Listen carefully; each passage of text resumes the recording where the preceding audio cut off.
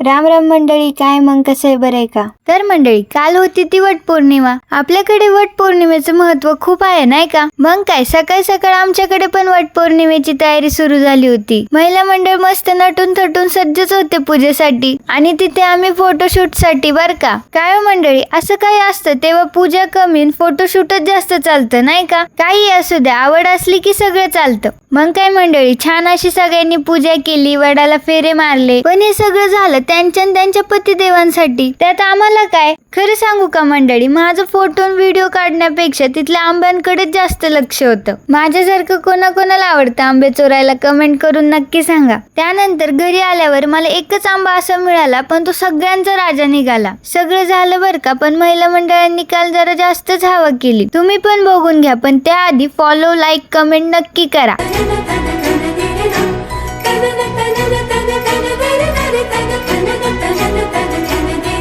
आता उजेड उजेड मग सरला अंधार, नवी सुखाची पहाट उजाडली उबदार. आता उजेड उजेड